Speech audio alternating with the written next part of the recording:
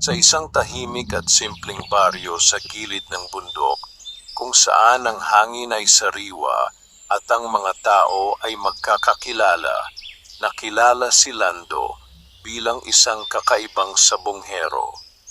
Hindi siya tulad ng iba na umaasa sa anting-anting, dasal na lihim, o kung ano-anong pamahiin bago sumabak sa laban.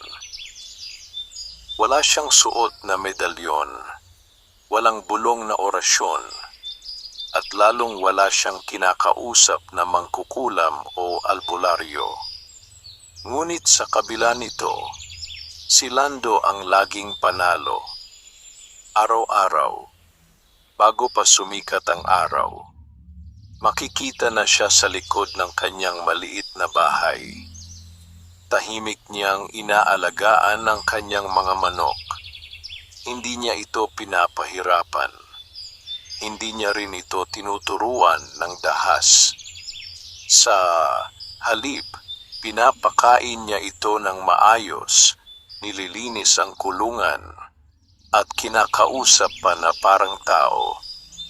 Para kay Lando, ang tunay na lakas ng manok ay nagmumula sa maayos na pag-aalaga, hindi sa mahika. Maraming sabongero sa baryo ang hindi makapaniwala sa kanya. Sa tuwing may laban sa sabungan, lagi siyang tinatanong, "Lando, anong gamit mong pampaswerte?" Ngumingiti lamang siya at marahang sumasagot, "Wala. Sipag lang at malasakit." Ang iba ay napapailing. Ang iba naman ay lihim na naiinggit. Dumating ang isang malaking sabong sa Karatigbayan.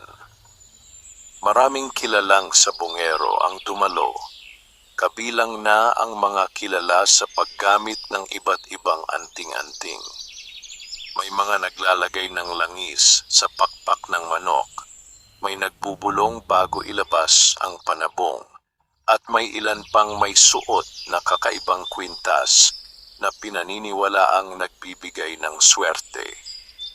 Tahimik lamang si Lando sa isang sulok, hawak ang kanyang alagang manok na kulay pula na tila nagliliyab sa ilalim ng araw. Nang magsimula ang laban, isa-isa nang natalo ang mga kilalang sabonghero. Ang iba ay nagulat, ang iba ay nagalit. Ngunit nang si Lando na ang tumayo at inilaban ang kanyang manok, nagsimulang magbulungan ang mga tao. Yan na si Lando. Walang anting-anting yan, pero lagi yang panalo. Sumalang ang kanyang manok laban sa isa sa pinakamalakas na panabong sa lugar. Isang manok na kilala sa bilis at bagsik. Tahimik ang paligid habang nagsimula ang laban. Hindi sumugod agad ang manok ni Lando, parang nagmamasid muna ito. Samantalang ang kalaban ay agresibo, sunod-sunod ang atake. Ngunit sa bawat galaw, tila naiilagan ito ng manok ni Lando. Hanggang sa dumating ang tamang sandali. Isang mabilis at eksaktong galaw. Isang tama. At natapos ang laban. Nanalo si Lando. Nagpalakpakan ang mga tao. Ang iba ay hindi makapaniwala. Ang iba naman ay napanganga na lamang. Lumapit ang isang matandang sabonghero kay Lando. Matagal na itong kilala sa larangan at sinasabing may malalim na kaalaman sa mga lihim ng sabong. "Totoo bang wala kang gamit?" tanong nito. "Totoo," sagot ni Lando. "Paano ka laging nananalo?" Sandaling tumahimik si Lando bago sumagot. "Hindi ko tinuturuan ng manok ko na maging marahas. Tinuturuan ko itong maging matiyaga. Hindi ko ito pinapabayaan. Hindi ko ito pinapahirapan. Inaalagaan ko lang ito ng tama. Napaisip ang matanda. Sa baryo, unti-unting kumalat ang kwento tungkol kay Lando. Hindi lamang dahil sa kanyang panalo, kundi dahil sa kanyang kabutihan. Sa tuwing siya ay nananalo, hindi niya inuubos ang kanyang kita sa sarili lamang. May pagkakataon na tumulong siya sa isang kapitbahay na nagkasakit. May mga batang kanyang pinapakain.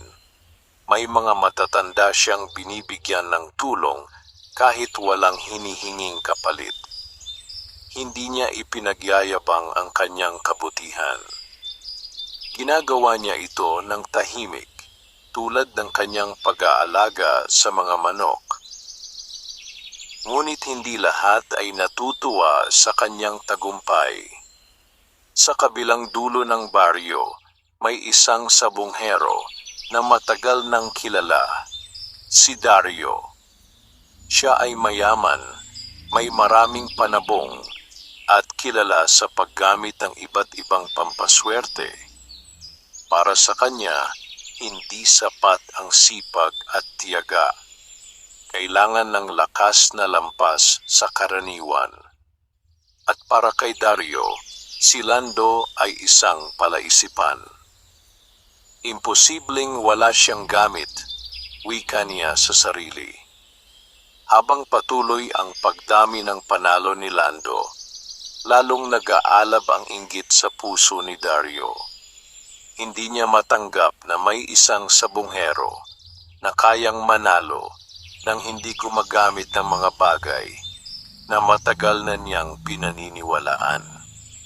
Isang gabi, habang tahimik ang baryo at ang hangin ay malamig, nakatanaw si Dario sa malayo, direksyon ng bahay ni Lando.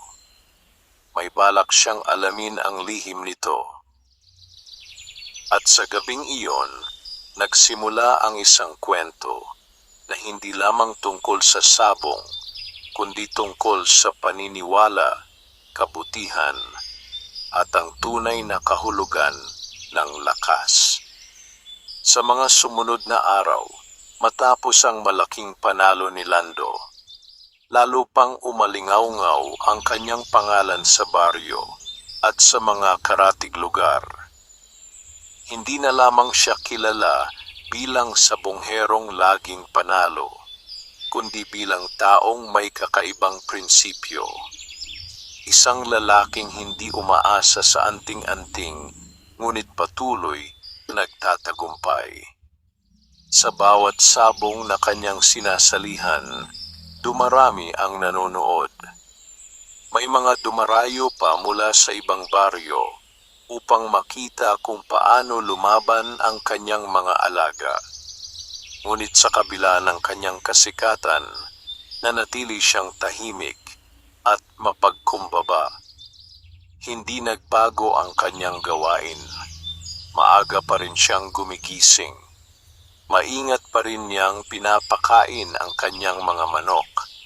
Hindi niya ito pinapalo, hindi niya ito pinipilit.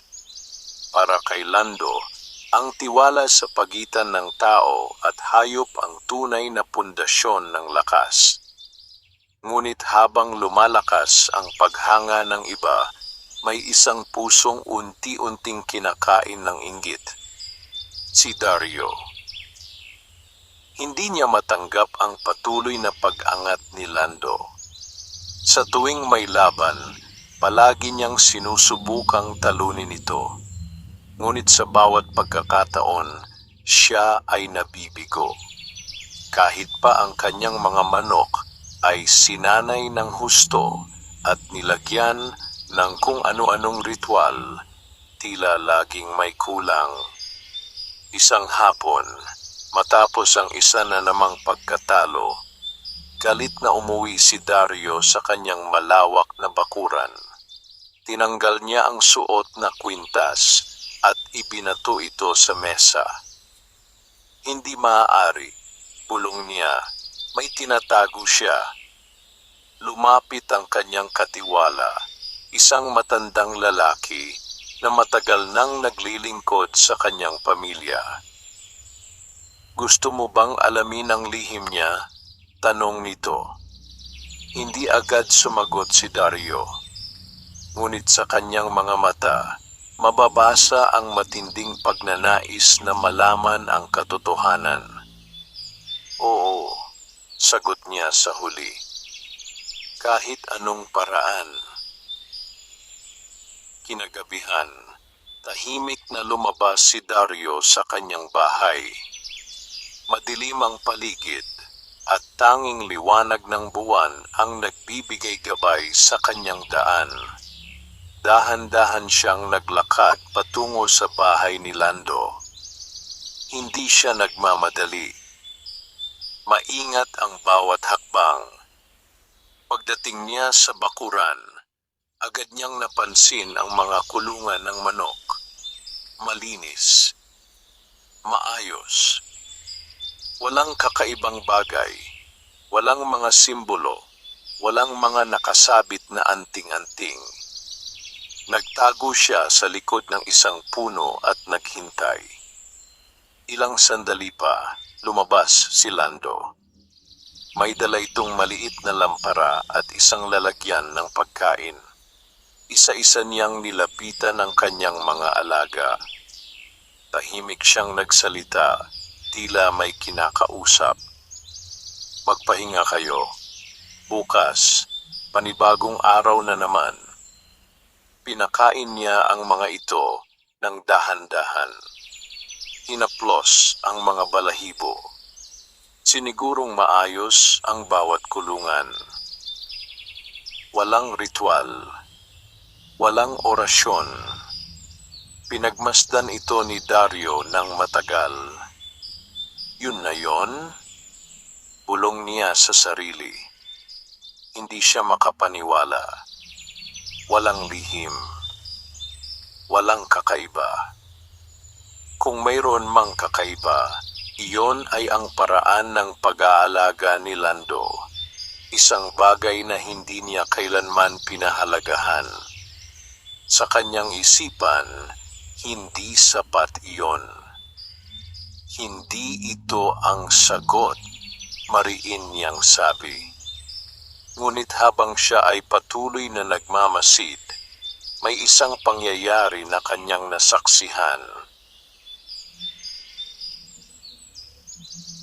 May isang batang lumapit sa bakuran. Payat ito at tila gutom.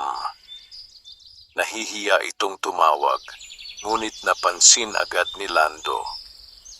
"Halika," wika ni Lando. "Kumain ka muna." Pinasok niya ang bata sa bahay at binigyan ng pagkain. Hindi siya nagtanong kung sino ito. Hindi rin siya naghintay ng kapalit. Tahimik lamang niyang tinulungan ang bata. Sa di kalayuan, napatigil si Dario.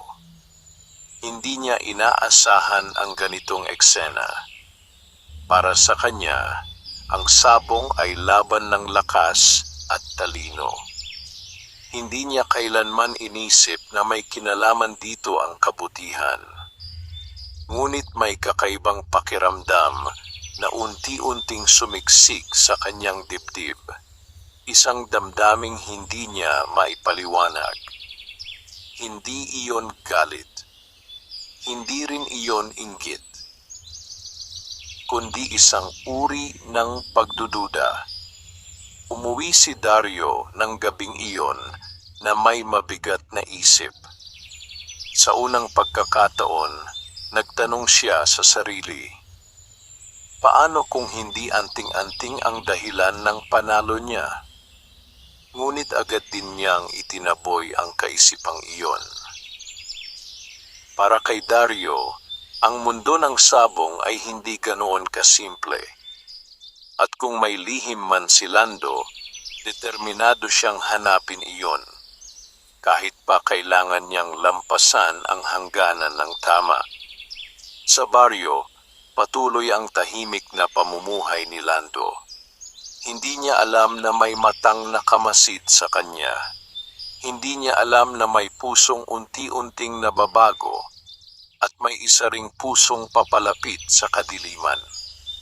At sa paglipas ng mga araw, mas lalalim pa ang banggaan ng dalawang paniniwala.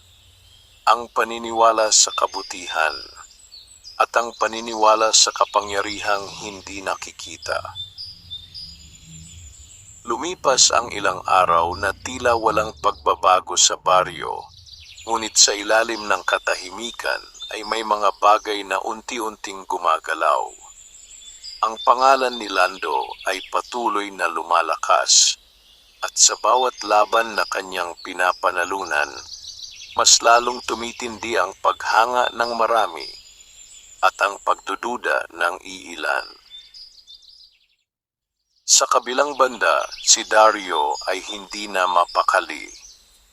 Hindi niya makalimutan ang gabing nasaksihan niya ang simpleng pamumuhay ni Lando. Walang lihim, walang anting-anting. Ngunit sa kabila nito, naroon ang tagumpay na matagal na niyang hinahangad. Para kay Dario, hindi sapat ang kanyang nakita. Kailangan kong subukan, bulong niya sa sarili isang umaga habang pinagmamasdan ang kanyang mga manok. Sa unang pagkakataon, naisip niyang alisin ang lahat ng kanyang kinagawian. Walang bulong, walang langis, walang mga bagay na matagal na niyang pinaniniwalaan. Isang laban. Iyon lang ang kanyang ibibigay sa sarili upang subukan ang paraan ni Lando. Dumating ang araw ng sabong. Tahimik si Dario habang inihahanda ang kanyang panabong. Walang kakaibang galaw, walang ritual. Maging ang kanyang mga kasamahan ay nagulat. "Anong nangyari sa'yo?" tanong ng isa. "Susubok lang," sagot niya. Sa kabilang panig, naroon si Lando, tulad ng dati, payapa, nakatuon, at walang ipinapakitang kaba. Nagsimula ang laban. Sa unang mga sandali, tila pantay ang dalawang manok. Ngunit habang tumatagal, napansin ni Dario ang isang bagay. Parang may kulang. Ang kanyang manok ay malakas, ngunit hindi ito kasing tiyaga ng kanyang inaasahan. Sa isang maling galaw, nakahanap ng pagkakataon ang kalaban. Isang mabilis na atake. At natapos ang laban. Muli, natalo si Dario. Ngunit ang pagkatalong iyon ay iba. Walang galit na sumiklab sa kanya. Walang sigaw. Walang pagsisi sa kung ano-anong bagay. Sa halip, may isang tahimik na tanong na nanatili sa kanyang isipan. Kung wala ang mga gamit ko, ganito ba talaga ako kalakas? Samantala, si Lando ay lumapit sa kanyang kalaban. Hindi siya nagyabang. Hindi rin siya ngumiti ng may pagmamataas. "Magaling ang manok mo," wika niya. Nagulat si Dario. Hindi niya inaasahan ang ganoong salita mula sa taong lagi niyang kinakalaban. "Hindi sapat," sagot niya. "May kulang pa," dagdag niya na tila kausap ang sarili. Tumingin si Lando sa kanya, ngunit hindi siya nagsalita. Para bang naiintindihan niya ang pinagdadaanan ni Dario, ngunit alam din niyang hindi niya ito maaaring ipaliwanag ng basta-basta.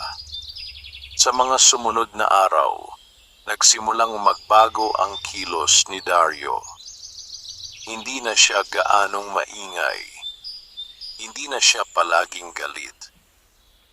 Mas madalas siyang nakaupo sa gilid ng kanyang bakuran, tahimik na nag-iisip. Sinubukan niyang alagaan ang kanyang mga manok tulad ng ginagawa ni Lando. Pinakain niya ito ng maayos. Nilinis ang kulungan. Hindi niya ito pinilit.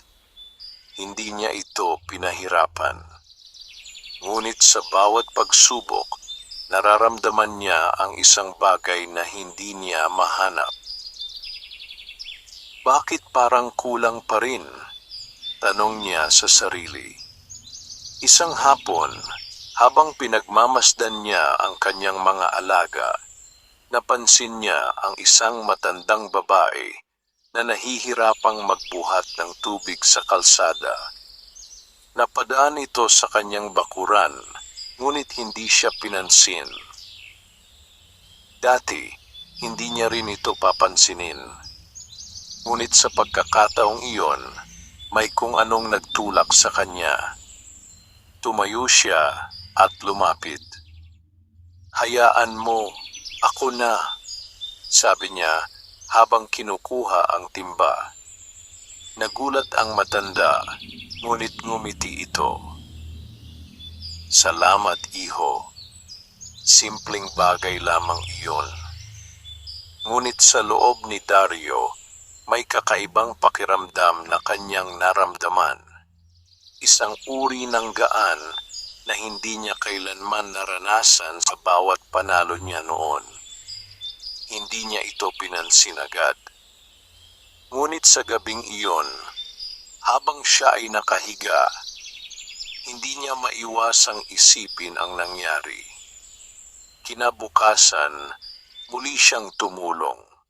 Sa ibang paraan naman, hindi niya ito sinadya. Parang kusa na lamang nangyari. At sa bawat pagkakataon, nararamdaman niya ang parehong gaan. Samantala, si Lando ay patuloy lamang sa kanyang simpleng buhay. Hindi niya alam ang mga pagbabagong nagaganap kay Dario. Ngunit sa kanyang puso, naniniwala siyang darating ang araw na mauunawaan din ng iba ang kanyang pinaniniwalaan. Na ang tunay na lakas ay hindi nanggagaling sa mga bagay na nakikita, kundi sa paraan ng pagtrato mo sa buhay, sa tao man o sa hayop. Ngunit hindi pa tapos ang pagsubok. Sa di kalayuan, may mga sabongherong dumarating mula sa ibang lugar. Mga taong kilala sa kanilang kakaibang paraan at paniniwala. Mga taong hindi basta-basta sumusuko. At sa kanilang pagdating, masusubok hindi lamang ang kakayahan ni Lando, kundi pati ang bagong paniniwala na unti-unting umuusbong sa puso ni Dario. Isang umaga, kumalat sa buong baryo ang balita. May darating na grupo ng mga sabonghero mula sa malalayong lugar. Hindi sila karaniwan. Kilala sila sa iba't ibang bayan bilang mga taong bihasa sa sabong at may dalang mga kakaibang paniniwala. Sinasabing ang bawat isa sa kanila ay may sariling paraan ng paghahanda. May gumagamit ng lihim na dasal, may nagdadadwala ng mga agimat, at may ilan pang may mga ritual na hindi nauunawaan ng karamihan. Dahil dito, naging masigla ang baryo. Ang simpleng sabungan ay napuno ng mga tao. Ang usapan ng lahat ay iisa, ang nalalapit na laban. Sa gitna ng kaguluhan, nanatiling tahimik si Lando. Tulad ng dati, abala siya sa pag-aalaga ng kanyang mga manok. Hindi siya nagmadali. Hindi siya nagbago ng paraan. Para sa kanya, ang bawat laban ay pareho lamang. Isang pagkakataon upang ipakita ang bunga ng kanyang pag-aalaga. Samantala, si Dario ay nakaupo sa lilim ng isang puno, pinagmamasdan ng pagdating ng mga dayo. Ang kanyang mga mata ay puno ng pag-iisip. Iba na ang kanyang nararamdaman ngayon. Hindi na lamang siya nakatuon sa panalo. May mga tanong na patuloy na bumabalik sa kanyang isipan. Mga tanong na hindi niya masagot sa pamamagitan ng lakas o yaman. Lumapit ang isa sa mga dayong sabonghero. Matangkad ito, matalim ang tingin, at tila may dalang kumpiyansa na hindi madaling matitinag. "Ikaw ba si Dario?" tanong nito. "Oo," sagot niya. "Narinig ko ang pangalan mo. Sabi nila, isa ka raw sa pinakamalakas dito." Sandaling tumahimik si Dario bago sumagot. "Dati," wika niya. Napangiti ang dayo, ngunit hindi iyon ngiting may kabutihan.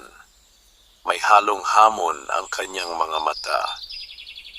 "May isa pa raw dito na mas kinatatakutan." Dagdag nito, "Yung hindi gumagamit ng kahit ano." Napatingin si Dario sa direksyon ni Lando. "Siya iyon," sagot niya. "Tingnan natin kung gaano siya katibay," sabi ng dayo. Sa araw ng laban, mas naging masigla ang sabungan. Ang mga tao ay sabik na sabik makita kung ano ang mangyayari kapag nagharap ang mga dayo at ang mga lokal. Isa-isa nang lumaban ang mga sabonghero. Malalakas ang mga dayo. Halos walang makatalo sa kanila. Ang kanilang mga manok ay mabilis, agresibo, at tila may kakaibang lakas. Ang ilang sabonghero sa baryo ay agad na natalo. Ang iba naman ay halos hindi makasabay. Nang si Dario ang sumalang, tahimik ang paligid. Marami ang nag-aabang kung ano ang kanyang gagawin. Sa pagkakataong iyon, wala pa rin siyang ginamit na anting-anting. Pinili niyang harapin ang laban gamit ang natutunan niya sa mga nakaraang araw. Nagsimula ang laban. Matindi ang sagupaan. Hindi nagpahuli ang kanyang manok. Ngunit ang kalaban ay tila sanay sa mas mabibigat na laban. Sa gitna ng laban, napansin ni Dario ang isang bagay. Hindi na siya kinakabahan tulad ng dati. Hindi siya umaasa sa kung anong mahika. Nakatuon siya sa galaw ng kanyang manok. Ngunit sa huli, natalo pa rin siya. Hindi siya nagalit. Sa halip, tumango lamang siya, tinanggap ang pagkatalo, at tahimik na bumaba sa arena. May ilan na nagulat sa kanyang naging reaksyon. "Hindi ka na nagagalit?" tanong ng isa. "Hindi na," sagot niya. "May natutunan ako." Samantala, dumating na ang pagkakataon ni Lando.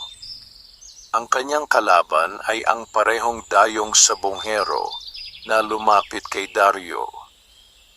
Tahimik ang buong sabungan. Walang ingay. Walang bulungan. Lahat ay nakatingin. Nagsimula ang laban. Agresibo ang kalaban. Sunod-sunod ang galaw. Ngunit ang manok ni Lando ay kalmado. Hindi ito nagmadali. Parang hinahayaan nitong maubos ang lakas ng kalaban. Lumipas ang ilang sandali. Hanggang sa dumating ang tamang pagkakataon. Isang mabilis na galaw. Isang eksaktong tama. At muling natapos ang laban. Nanalo si Lando. Nagingay ang buong sabungan. Ang mga tao ay napahanga. Ang mga dayo ay napatingin sa isa't isa. Hindi nila inaasahan ang ganitong resulta. Lumapit ang dayong sabonghero kay Lando. Totoo nga, wika nito. Wala kang gamit. Wala, sagot ni Lando. Paano mo ginagawa? Sandaling tumahimik si Lando bago sumagot. Hindi ko hinahanap ang panalo. Inaalagaan ko lang ang dapat alagaan. Napaisip ang dayo. Sa gilid, nakatingin si Dario. Sa pagkakataong iyon, mas malinaw na sa kanya ang isang bagay. Ang lakas ni Lando ay hindi nanggagaling sa kung ano ang hawak niya, kundi sa kung paano siya mamuhay. Ngunit alam din niya na hindi sapat ang simpleng pag-unawa. Kailangan niya itong patunayan sa sarili. At sa pagdating ng mas malalaking hamon, masusubok kung ang bagong landas na kanyang tinatahak ay tunay ngang magdadala sa kanya sa pagbabago. Sa baryo, nagsimula ng magbago ang ihip ng hangin. Ang dating paniniwala sa anting-anting ay unti-unting natatabunan ng isang bagong ideya na ang tunay na lakas ay maaaring hindi nakikita, ngunit nararamdaman sa gawa. At sa gitna ng lahat, si Lando ay nanatiling tahimik. Ngunit ang kanyang katahimikan ang siyang pinakamalakas na mensahe. Pagkatapos ng laban sa mga dayo, lalong umigting ang usapan sa baryo. Hindi na lamang paghanga ang nararamdaman ng mga tao kay Lando. May halong pagnanais na maunawaan ang kanyang paraan. Marami ang nagsimulang gumaya sa kanya. May ilan na tumigil sa paggamit ng anting-anting. May mga nagbago ng paraan ng pag-aalaga sa kanilang mga manok. Ngunit sa kabila nito, hindi lahat ay nagtatagumpay. Bakit ganun? Tanong ng isang sabonghero. Ginagaya na namin siya, pero hindi kami nananalo. Ang tanong na iyon ay unti-unting kumalat. At ang sagot ay hindi madaling mahanap. Samantala, si Lando ay patuloy sa kanyang tahimik na pamumuhay. Isang umaga, habang pinapakain niya ang kanyang mga alaga, may isang binatang lumapit sa kanya. Kuya Lando, mahina nitong tawag. Pwede ba kitang matanong? Ngumiti si Lando. Ano yun? Ginagawa ko naman lahat ng ginagawa mo, sabi ng binata. Maayos akong mag-alaga, hindi ko pinapahirapan ang manok ko, pero hindi pa rin ako nananalo. Tumingin si Lando sa kanya, hindi agad sumagot. Bakit ka ba nagsasabong? Tanong niya. Nagulat ang binata. Para manalo po, para kumita. Tumango si Lando. Hindi masama yun, wika niya. Pero kung yun lang ang dahilan mo, may kulang pa. Napaisip ang binata. Ang pag-aalaga ng manok, pagpapatuloy ni Lando, hindi lang tungkol sa laban. Tungkol din ito sa pag-unawa. Kung hindi mo naiintindihan ang alaga mo, hindi mo rin mauunawaan kung paano ito lalaban. Tahimik ang binata habang pinakikinggan siya. Hindi mo kailangang gayahin ang ginagawa ko, dagdag ni Lando. Kailangan mong hanapin kung ano ang tama para sa'yo, pero siguraduhin mong ginagawa mo ito ng may malasakit, hindi lang para sa sarili. Ang mga salitang iyon ay tumatak sa isip ng binata. At hindi lamang siya ang nakarinig. Sa di kalayuan, nakatayo si Dario. Tahimik siyang nakikinig. Sa bawat salitang naririnig niya, unti-unting nabubuo sa kanya ang isang katotohanan na matagal na niyang iniiwasan. Hindi sapat ang paggaya. Hindi sapat ang pagtanggal ng anting-anting. Kailangan ang pagbabago mula sa loob. Sa mga sumunod na araw, mas lalong naging tahimik si Dario. Hindi na siya sumasali sa mga laban. Sa halip, mas pinili niyang pagtuunan ng pansin ang kanyang mga alaga. Ngunit hindi na ito tulad ng dati. Hindi na niya ito tinitingnan bilang puhunan lamang. Unti-unti, natuto siyang makiramdam. Pinagmamasdan niya ang galaw ng bawat manok. Inaalam kung alin ang mahina, alin ang malakas, at alin ang nangangailangan ng pahinga. Sa unang pagkakataon, naramdaman niya ang tunay na kahulugan ng pag-aalaga.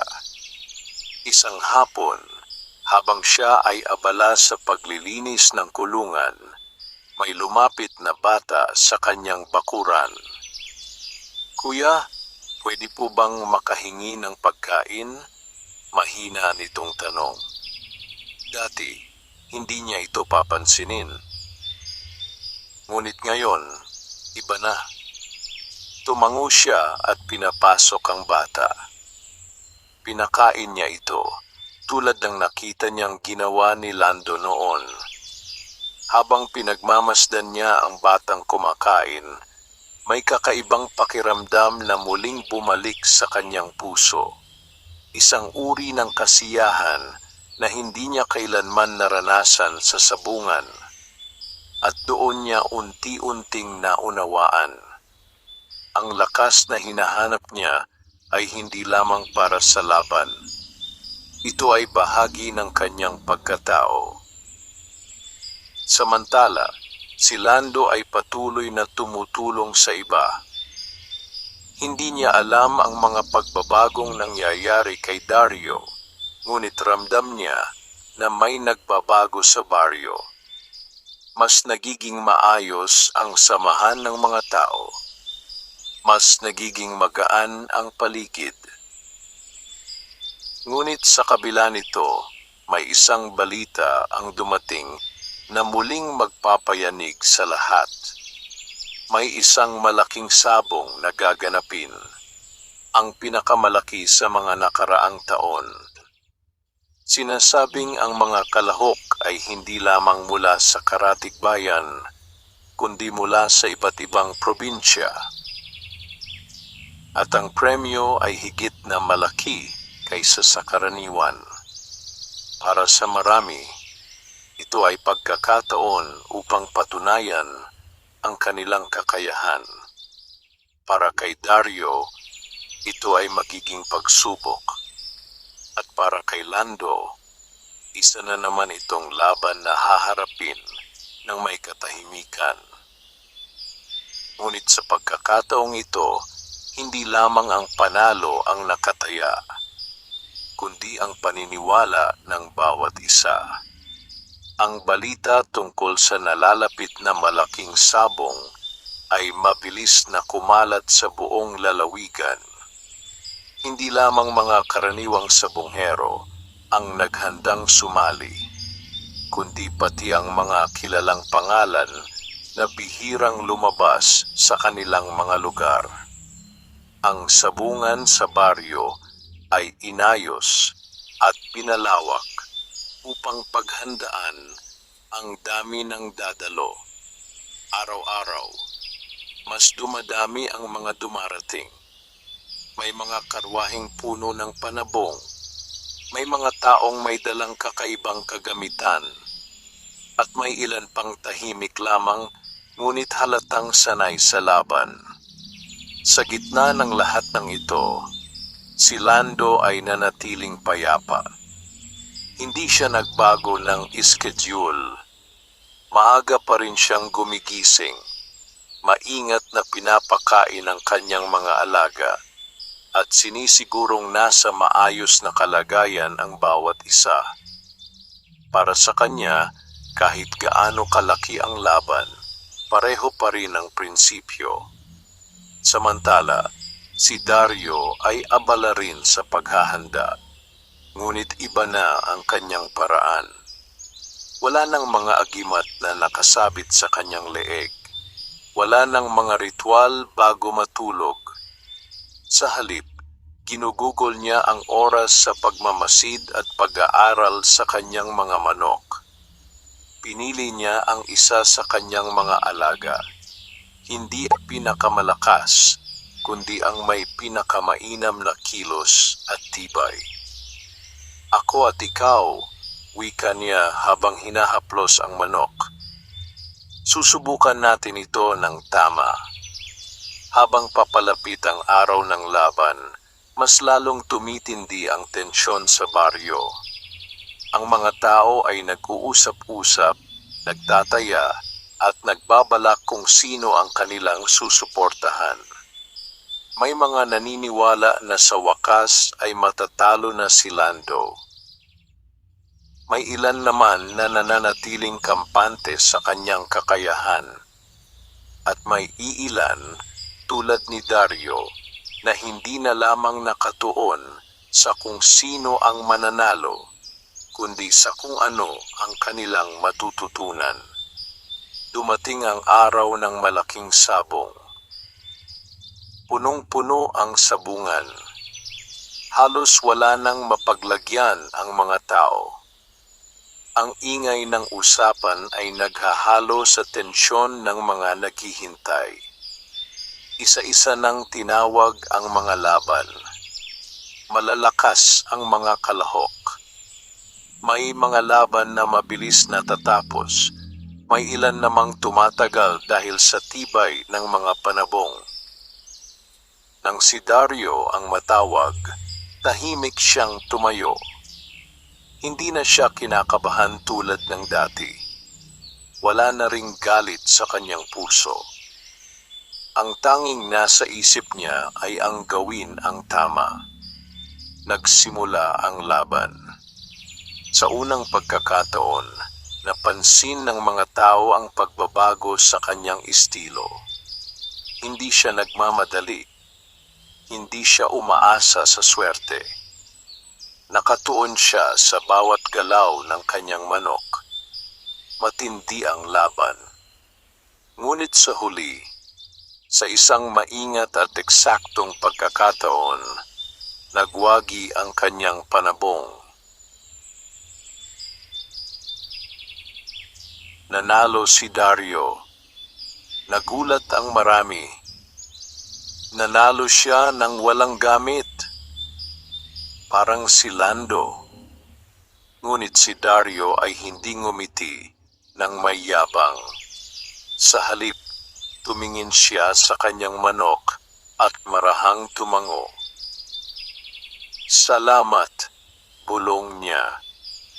Hindi lamang panalo ang kanyang naramdaman, kundi isang patunay na ang kanyang pagbabago ay may kabuluhan. Sumunod na tinawag ang pangalan ni Lando. Tahimik siyang lumapit sa gitna, dala ang kanyang panabong na tila kalmado rin tulad niya. Ang kanyang kalaban ay isa sa pinakakilalang sabonghero mula sa malayong lugar. Isang taong hindi pa kailanman natatalo sa loob ng maraming taon. Tahimik ang buong sabungan. Nagsimula ang laban. Mabilis at agresibo ang kalaban. Halatang sanay sa matitinding laban. Ngunit ang manok ni Lando ay nanatiling mahinahon. Tila sinusukat ang bawat galaw ng katapat. Lumipas ang ilang sandali, hanggang sa dumating ang isang critical na pagkakataon. Nagkamali ang kalaban. Isang iglap lamang, at agad itong sinamantala ng manok ni Lando. Isang eksaktong galaw, isang malinis na panalo. Sumabog ang sabungan sa sigawan. Muli, nanalo si Lando. Ngunit sa pagkakataong ito, iba ang pakiramdam ng mga tao. Hindi na lamang ito tungkol sa isang sabongherong laging panalo. Ito ay tungkol sa isang taong nagpapatunay na may ibang paraan. Isang paraan na hindi nakasalalay sa pamahiin, kundi sa malasakit at pag-unawa. Sa gilid, magkatabing nakatayo sina Lando at Dario. Hindi sila nagsalita. Ngunit sa kanilang katahimikan, may isang bagay na malinaw. Ang kanilang landas ay magkaiba noon, ngunit ngayon ay unti-unti nang nagtatagpo. At sa nalalapit na mga laban, hindi lamang ang lakas ng kanilang mga manok ang masusubok, kundi ang lalim ng kanilang paniniwala. Pagkatapos ng malaking sabong, hindi agad nawala ang ingay sa baryo. Ilang araw pa ring pinag-usapan ng mga tao ang naging resulta, ang muling panalo ni Lando at ang hindi inaasahang tagumpay ni Dario. Ngunit higit sa lahat, ang pinag-uusapan nila ay ang pagbabago. Napansin mo ba si Dario? Wika ng isang matandang sabonghero. Parang hindi na siya yung dati. At parang si Lando na rin ang paraan niya. Sagot ng isa. Sa gitna ng mga usapan, si Dario ay nanatiling tahimik. Umuuwi siya nang hindi nagpapansin at mas pinipiling manatili sa kanyang bakuran kaysa makihalubilo. Hindi dahil sa hiya, kundi dahil sa pag-iisip. Sa bawat sandaling nag-iisa siya, bumabalik sa kanya ang mga alaala, ang dating siya na puno ng galit, ang mga laban na pinilit niyang kontrolin gamit ang kung ano-anong paniniwala at ang mga taong hindi niya pinansin noon. Ngayon, tila unti-unti niyang nakikita ang mga bagay na hindi niya dati pinapansin. Isang umaga, habang siya ay naglilinis ng kulungan, may lumapit na isang matandang lalaki, ang kanyang dating katiwala. "Iba ka na," sabi nito. Hindi agad sumagot si Dario. "Mas tahimik ka," dagdag ng matanda, "pero mas malinaw ang kilos mo." Napangiti si Dario ng bahagya. "Ngayon ko lang naiintindihan ang mga bagay na dati kong binabalewala," sagot niya. "Si Lando ba ang nagturo sa'yo?" Umiling siya. "Hindi siya nagturo," wika niya. "Pinakita lang niya." Napaisip ang matanda sa kanyang sagot. Sa kabilang panig ng baryo, si Lando ay abala pa rin sa kanyang gawain. Para sa kanya, walang nagbago. Hindi niya iniisip ang mga papuri ng tao. Hindi niya rin iniisip ang mga panalo. Ngunit napansin niya ang isang bagay. Mas maraming tao ang lumalapit sa kanya, hindi upang magtanong kung paano manalo, kundi kung paano mag-alaga. At sa bawat tanong, simple lamang ang kanyang sagot. Simulan mo sa pag-unawa, hindi sa paghahangad ng panalo. Unti-unting nagbago ang baryo. Mas naging maayos ang samahan ng mga sabonghero. Mas kaunti ang pagtatalo. Mas marami ang nagtutulungan. Ngunit sa kabila ng pagbabago, may isang pagsubok na darating. Isang pagsubok na hindi kayang sukatin ng lakas ng manok. Isang hapon, habang papalubog ang araw, may dumating na balita. Ang isang kalapit na baryo ay nasalanta ng matinding bagyo. Maraming bahay ang nasira. Maraming pamilya ang nawalan ng tirahan at pagkain. Agad na nagtipon ang mga tao sa baryo. Dapat tayong tumulong, sabi ng isa. Pero paano? Tanong ng iba. Hindi nag-atubili si Lando. Kung ano ang kaya natin, wika niya. Yun ang ibigay natin. Nagsimula siyang mag-ayos ng mga pagkain, nagbigay ng kaunting ipon, at nag-imbita ng iba na tumulong. Sa pagkakataong iyon, walang sabong, walang laban, kundi isang pagkakataon upang ipakita ang tunay na lakas. Tahimik na lumapit si Dario. Wala siyang sinabi. Ngunit nagsimula siyang tumulong. Nagbigay siya ng pagkain. Nag-ambag ng pera. Tumulong sa pag-aayos ng mga dadalhin sa kabilang baryo. Napansin ito ng iba. Si Dario yan? Bulong ng ilan. Ngunit hindi na iyon mahalaga. Kinabukasan, sabay-sabay silang pumunta sa nasalantang baryo. Ang kanilang nakita ay hindi madali. Mga sirang bahay, mga batang umiiyak, at mga pamilyang nawalan ng pag-asa. Ngunit hindi sila umatras. Isa-isang tumulong ang mga tao. Si Lando ay tahimik na namigay ng pagkain at tumulong sa pag-aayos ng mga nasirang tahanan. Si Dario naman ay nagbuhat, naglinis, at tumulong sa kahit anong paraan na kaya niya. Sa gitna ng pagod, may isang bata ang lumapit kay Dario. Salamat po, sabi nito. Napatigil siya.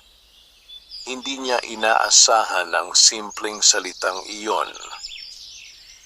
At sa sandaling iyon, may isang bagay na tuluyang nagbago sa kanyang puso. Hindi na lamang siya sabonghero. Isa na siyang taong marunong tumulong nang walang hinihintay na kapalit. Habang papauwi sila sa baryo, tahimik ang lahat. Pagod, ngunit may kakaibang kasiyahan. Lumapit si Dario kay Lando. Ngayon ko lang naintindihan, sabi niya. Tumingin si Lando sa kanya. Ang alin? Tanong nito. Na ang tunay na lakas, hindi lang sa sabungan. Ngumiti si Lando. Hindi kailanman doon nagsisimula, sagot niya. Sa paglubog ng araw, naglakad sila pauwi. Dalawang sabongerong magkaiba ang pinagmulan, ngunit ngayon ay iisa ang direksyon.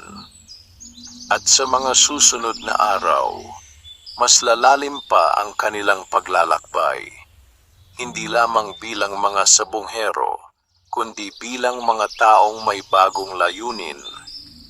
Pagbalik nila sa baryo mula sa pagtulong sa nasalantang lugar, kapansin-pansin ang katahimikan ng gabi. Ngunit sa likod ng katahimikang iyon, may isang pagbabago na hindi na maikakaila. Hindi na lamang sabong ang pinag-uusapan ng mga tao, kundi ang pagtutulungan. Sa mga sumunod na araw, mas naging bukas ang mga tao sa isa't isa. Ang mga sabonghero na dati ay magkakalaban, ngayon ay nag-uusap na parang magkakaibigan. May mga nagtatanungan hindi tungkol sa panalo, kundi kung paano mag-alaga ng tama. At sa gitna ng lahat, si Lando ay nananatiling pareho, tahimik, mapagkumbaba, at patuloy sa kanyang gawain. Ngunit si Dario, lubos nang nagbago. Hindi na siya ang dating sabongherong mayabang at madaling magalit. Mas madalas na siyang makita sa baryo na tumutulong sa pag-aayos ng bahay, sa pagbubuhat ng tubig, o kahit sa simpleng pakikipag-usap sa mga kapitbahay. Isang umaga, lumapit siya kay Lando habang ito ay nagpapakain ng mga manok. "Pwede ba kitang tulungan?" tanong niya. Ngumiti si Lando at tumango. "Hindi mo kailangang magpaalam," sagot niya. "Kung gusto mong tumulong, gawin mo lang." Tahimik silang nagtrabaho. Walang maraming salita. Ngunit sa katahimikan na iyon, may respeto na nabuo. Isang respeto na hindi kailangan ng paliwanag. Habang sila ay abala, napansin ni Dario ang paraan ni Lando. Maingat, mapagmatyag, hindi nagmamadali. "Ganito ka palagi?" tanong ni Dario. "Oo," sagot ni Lando. "Hindi pwedeng madaliin ang mga bagay na dapat inuunawa." Napaisip si Dario. Dati, wika niya, akala ko ang lakas ay nasusukat sa bilis at bagsik. At ngayon, tanong ni Lando. "Sa tiyaga," sagot niya. "At sa malasakit." Tumango si Lando. "Malapit ka na," wika niya. Hindi na nagtanong si Dario. Sa halip, ipinagpatuloy niya ang kanyang ginagawa. Sa kabilang bahagi ng baryo, may isang grupo ng mga batang madalas na nanonood ng sabong. Ngunit ngayon, mas madalas na silang nakatambay sa bakuran ni Lando. Hindi upang manood ng laban, kundi upang matuto. "Kuya Lando, paano po maging malakas ang manok?" tanong ng isa. "Alagaan mo ng tama," sagot niya. "Pero mas mahalaga, alagaan mo rin ang sarili mo." "Bakit po?" tanong ng isa pa. "Kung hindi ka marunong magpakatino," wika niya, "hindi mo rin mauunawaan ang responsibilidad ng pag-aalaga." Tahimik na nakikinig ang mga bata. At sa di kalayuan, nakatayo si Dario. Pinagmamasdan niya ang eksena. Sa kanyang isipan, bumalik ang alaala ng kanyang kabataan. Ang panahong siya ay nagsisimula pa lamang, puno ng pangarap, ngunit unti-unting nalunod sa maling paniniwala. Ngayon, may pagkakataon siyang itama iyon. Lumapit siya sa mga bata. "Pwede ba akong sumama?" tanong niya. Nagulat ang mga ito, ngunit agad din silang ngumiti. "Opo," sabay-sabay nilang sagot. Napatingin si Lando kay Dario.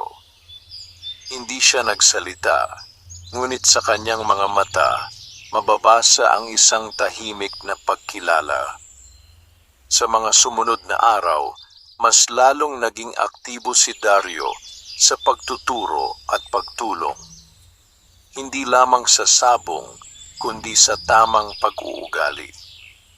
Hindi niya ito ipinilit. Hindi niya ito ipinagyabang.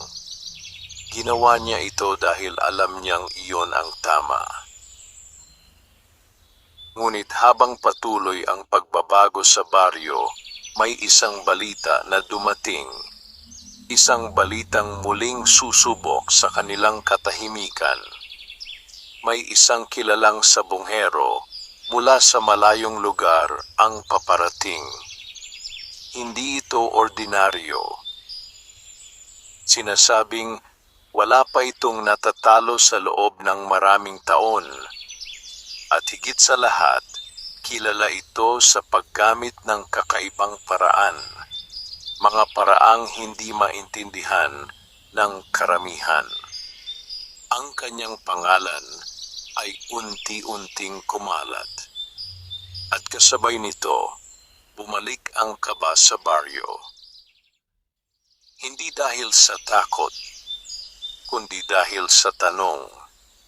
Sa harap ng isang taong hindi pa natatalo, sapat ba ang paniniwala ni Lando at Dario?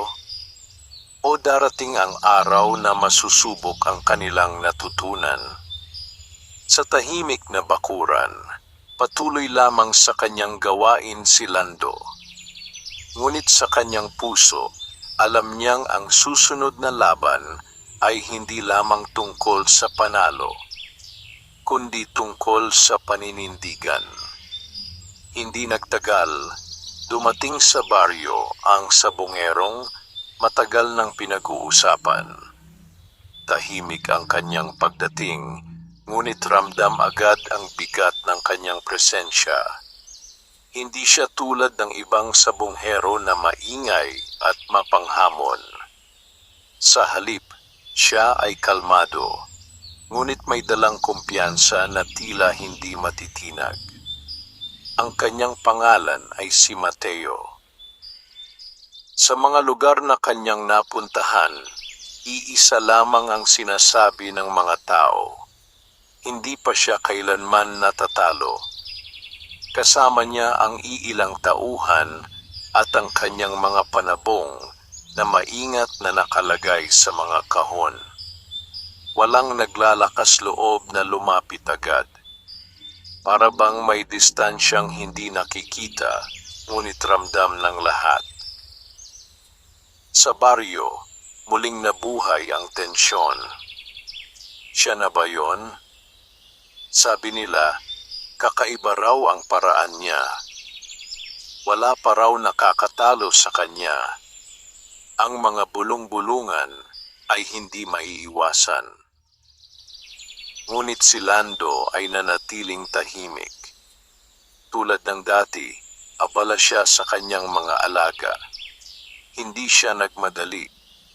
Hindi siya nagbago ng kilos. Para sa kanya, kahit sino pa ang kalaban, pareho pa rin ang kanyang gagawin.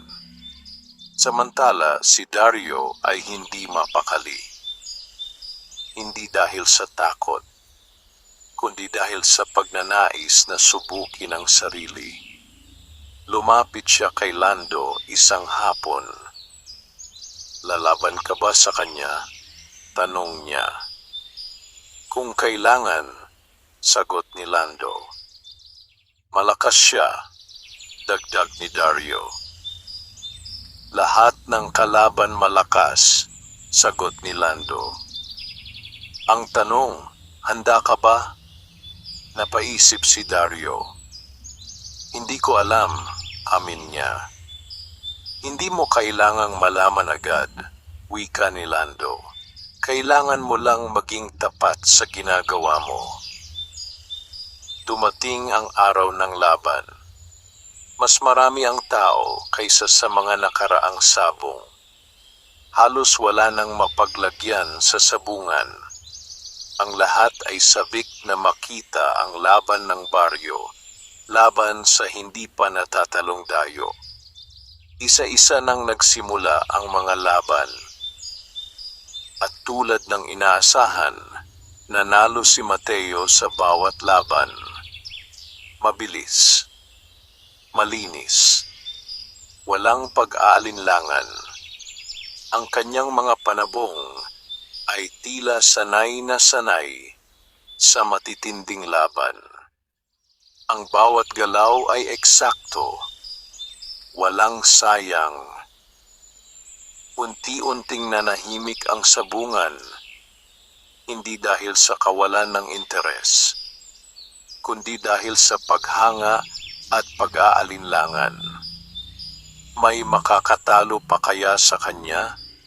Tanong ng ilan. Sa gilid, nakatayo si Dario. Mahigpit ang hawak niya sa kanyang panabong. Sa pagkakataong iyon, alam niyang ito na ang kanyang pagkakataon.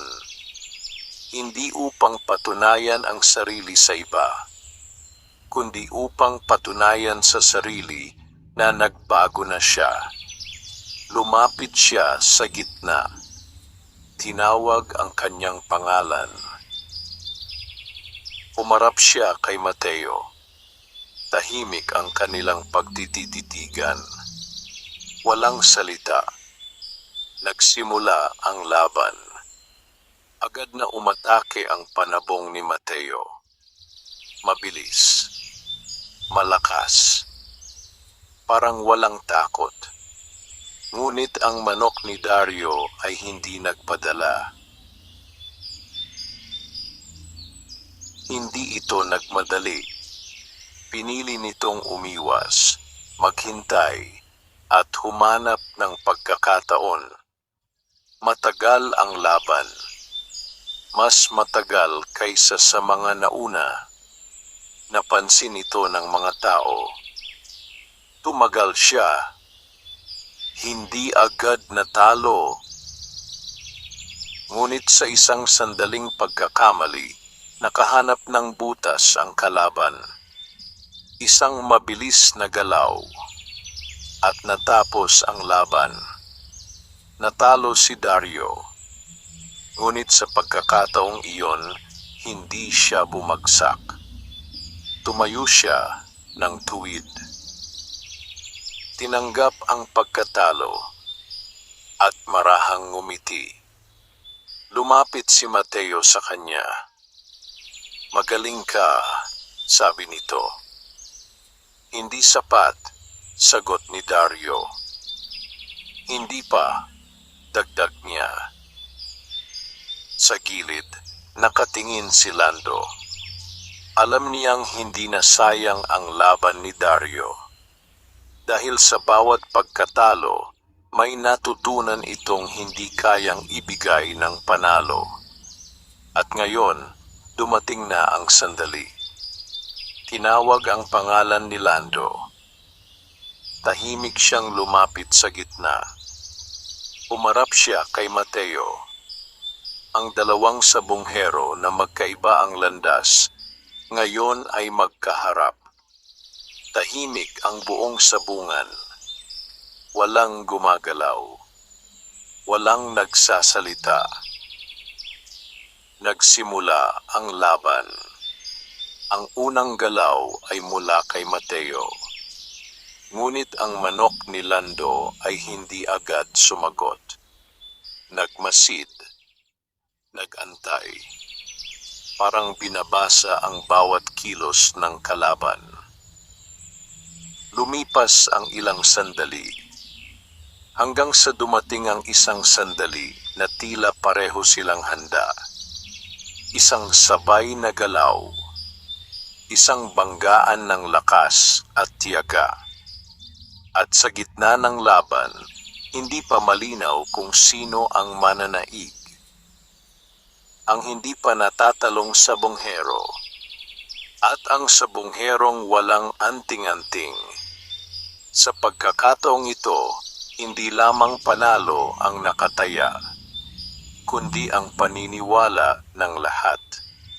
Sa gitna ng sabungan, tila huminto ang oras. Magkaharap ang dalawang panabong. Ang isa ay mula sa isang sabongherong hindi pa natatalo, at ang isa ay mula sa isang lalaking hindi kailanman umasa sa anting-anting. Tahimik ang mga tao. Ang bawat mata ay nakatutok. Ang bawat paghinga ay mabigat. Nagsimula ang laban sa isang sabay na galaw. Mabilis ang panabong ni Mateo.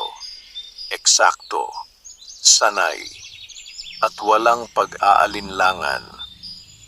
Bawat galaw nito ay parang bunga ng matagal na karanasan. Hindi ito basta sumusugod. Alam nito kung kailan aatake. Ngunit ang manok ni Lando ay iba. Hindi ito nagpadala sa bilis ng kalaban. Hindi ito nagpapanik. Sa halip, tila mas lalo itong naging maingat. Parang naiintindihan nito ang bawat galaw ng katapat. Sa bawat atake ni Mateo, may katumbas na pag-iwas. Sa bawat pagkakataon, may paghihintay. Lumipas ang ilang sandali. At napansin ng mga tao ang kakaiba. Hindi agad natatapos ang laban. Ang tagal. Parang pantay sila. Sa gilid, nakatayo si Dario. Mahigpit ang kanyang mga kamay.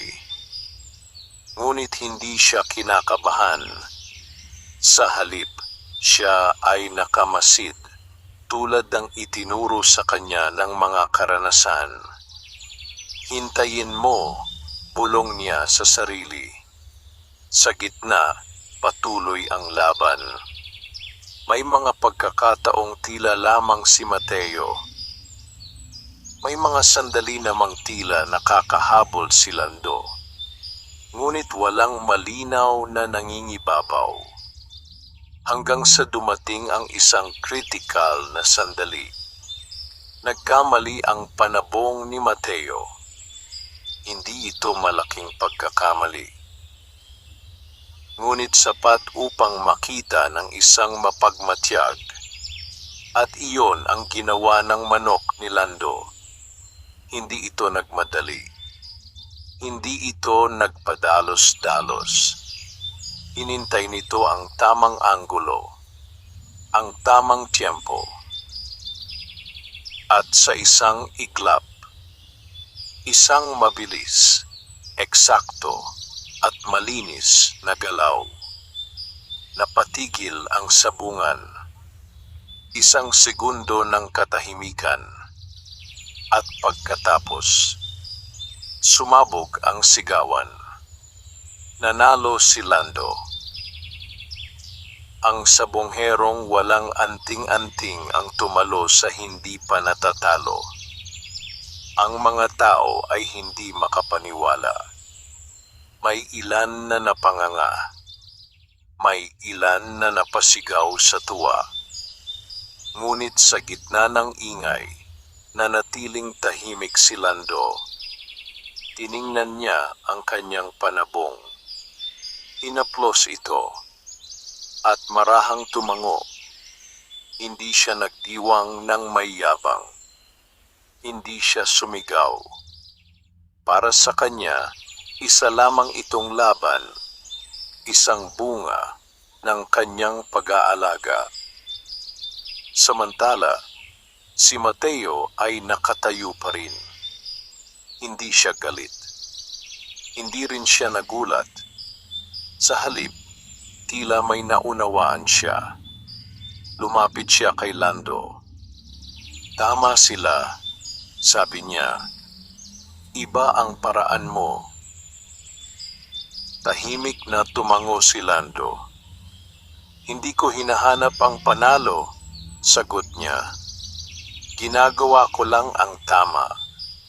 Napangiti si Mateo. Siguro, wika niya, yun ang kulang sa akin. Sa gilid, lumapit si Dario. Hindi niya mapigilan ang kanyang ngiti.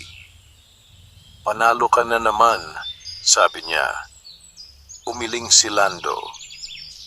Hindi lang ako, sagot niya. Lahat tayo. Napatingin si Dario sa paligid. Sa mga taong masaya. Sa mga sabongherong nag-iisip.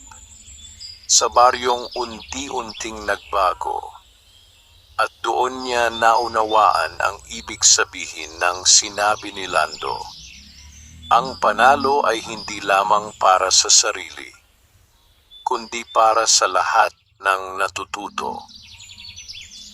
Habang unti-unting humuhupa ang ingay sa sabungan, may isang bagay na malinaw. Hindi lamang isang laban ang natapos, kundi isang paniniwala ang nabago. At sa paglipas ng araw, ang kwento ni Lando ay hindi na lamang kwento ng isang sabonghero, kundi kwento ng isang taong nagpatunay na ang tunay na lakas ay hindi nakikita sa anting-anting, kundi sa puso. Ngunit hindi pa dito nagtatapos ang kanilang paglalakbay, dahil may mas malalim pang hamon ang naghihintay. Isang hamon na hindi kayang harapin ng lakas lamang, kundi ng buong pagkatao. Matapos ang laban kay Mateo, tila nagbago ang ihip ng hangin sa baryo. Hindi na lamang paghanga ang naroon, kundi isang malalim na pag-unawa na ang sabong ay hindi lang tungkol sa panalo, kundi sa paraan ng pamumuhay. Si Mateo, na dating hindi pa natatalo, ay hindi agad umalis.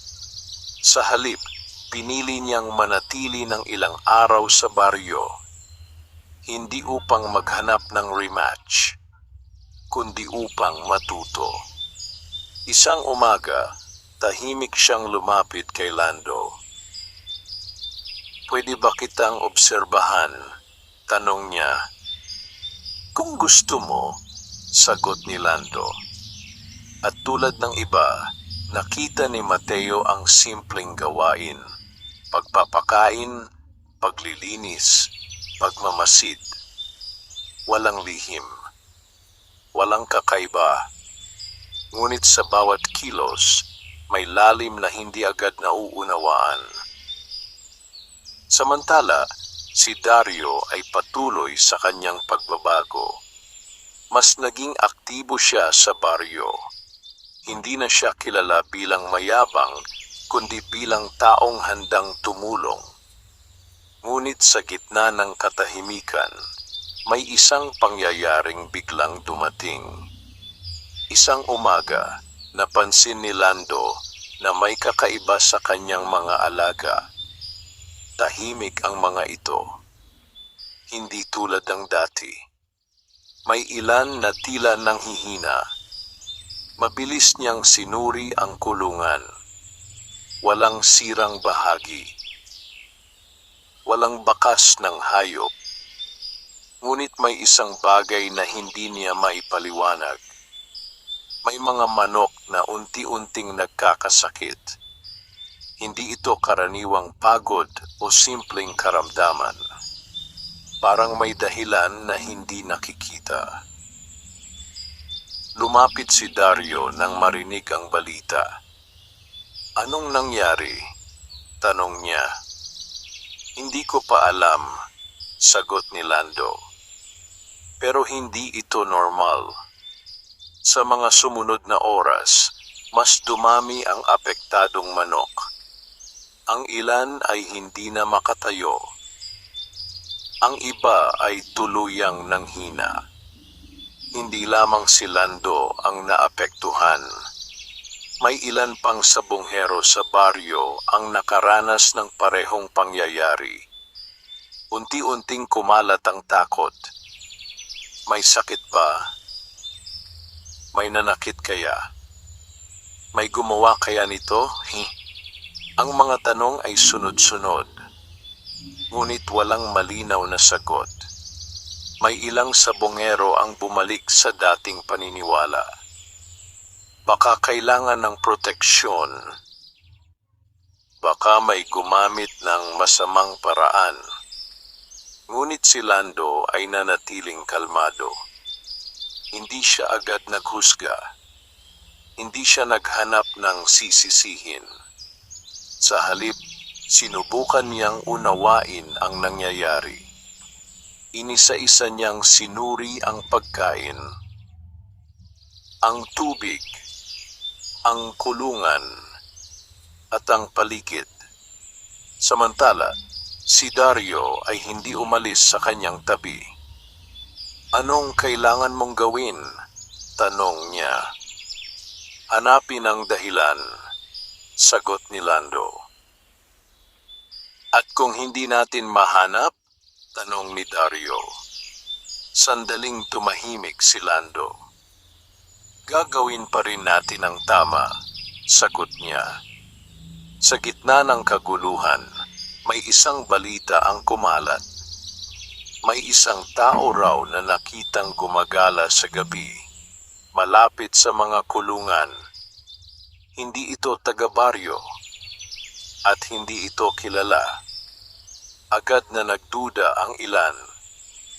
Siya ang may gawa nito, ngunit hindi agad naniwala si Lando. "Hindi sapat ang hinala," wika niya. Ngunit si Dario ay hindi mapakali.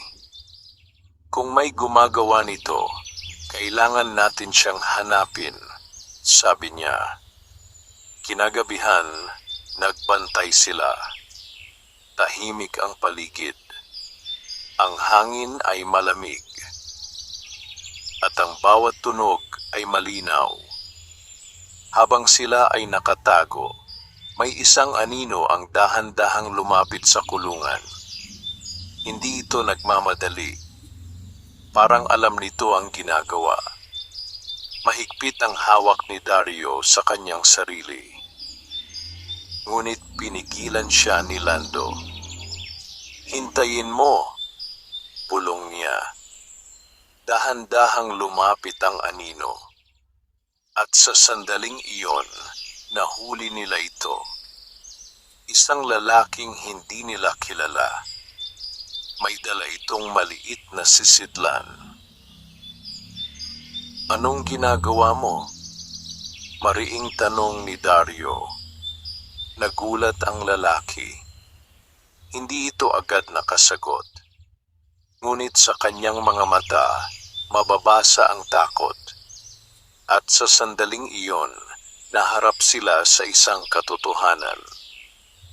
Ang pagsubok na ito ay hindi tungkol sa laban sa sabungan, kundi laban sa maling gawain. At kung paano nila ito haharapin ang magpapasya kung gaano nakalalim ang kanilang pagbabago. Sa ilalim ng liwanag ng buwan, tatlong tao ang magkakaharap. At isang desisyon ang kailangang gawin. Sa ilalim ng malamlam na liwanag ng buwan, nanatiling tahimik ang paligid habang magkakaharap sina Lando, Dario, at ang lalaking nahuli sa tabi ng kulungan. Mahigpit ang tingin ni Dario. "Sabihin mo ang totoo," wika niya. "Anong ginagawa mo dito?" Hindi agad nakapagsalita ang lalaki. Nanginginig ang kanyang mga kamay at tila hindi alam kung saan magsisimula. Dahan-dahang lumapit si Lando. Hindi galit ang kanyang mukha, kundi kalmado. "Ano ang laman ng hawak mo?" tanong niya. Unti-unting inangat ng lalaki ang maliit na sisidlan. Hindi ko sinasadyang saktan sila," mahina niyang sabi. "Kung hindi mo sinasadya, bakit mo ito ginagawa?" tanong ni Dario na hindi maitago ang inis. Napaupo ang lalaki sa lupa. "Wala na akong ibang paraan," sagot niya. "Ako'y isang sabongero rin, pero matagal na akong natatalo. Nawalan ako ng pera, ng pag-asa, at ng respeto ng iba." Tahimik silang nakinig. May nagsabi sa akin na may paraan para pabagsakin ang kalaban. Pagpapatuloy niya. Hindi para patayin, kundi pahinain lang. Pero mali pa rin, mariing sabi ni Dario. Tumango ang lalaki at yumuko. Alam ko, wika niya, pero pinili ko pa rin. Sandaling natahimik ang lahat.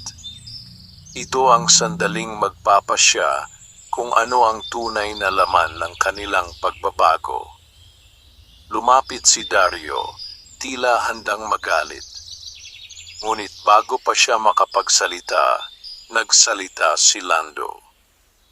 Hindi ka namin sasaktan, wika niya. Nagulat si Dario. Ano?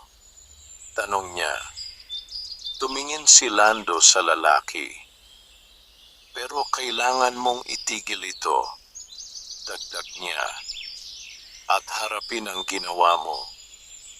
Napatingin ang lalaki sa kanya, puno ng pagtataka.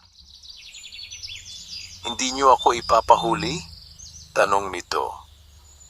Kung gusto mong magbago, sagot ni Lando. Simulan mo ngayon. Tahimik ang paligid. Hindi inaasahan ni Dario ang ganitong desisyon.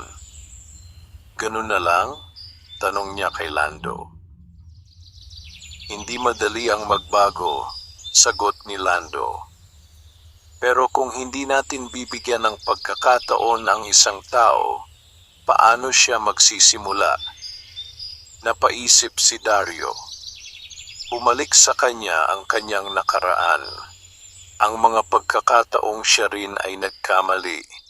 Ang mga panahong hindi siya nauunawaan. Unti-unti, humupa ang kanyang galit.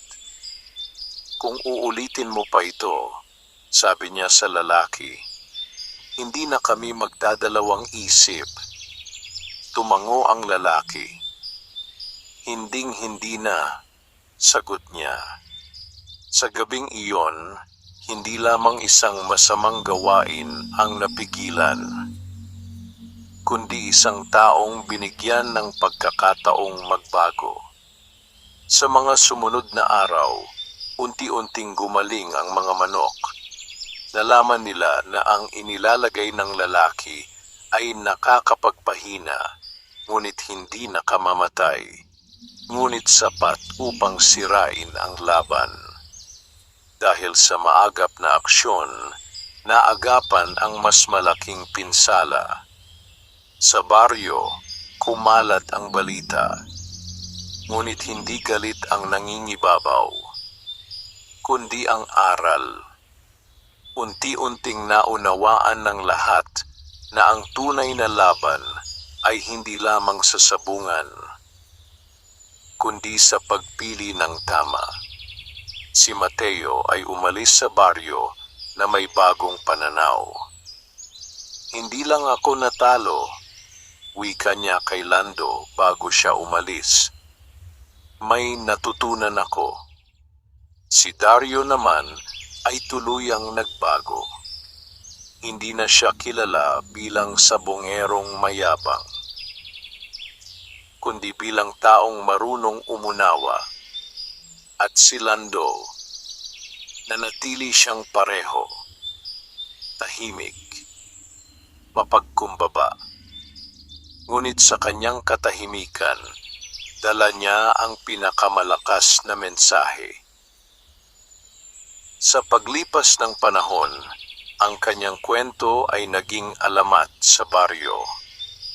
Hindi dahil sa dami ng kanyang panalo, kundi dahil sa paraan ng kanyang pamumuhay. Isang sabongherong hindi gumamit ng pampaswerte, ngunit laging panalo. Hindi lamang sa sabungan, kundi sa puso ng mga taong kanyang natulungan. At sa huli, doon nasusukat ang tunay na tagumpay. Hindi sa dami ng panalo, kundi sa dami ng buhay na iyong nabago. Wakas,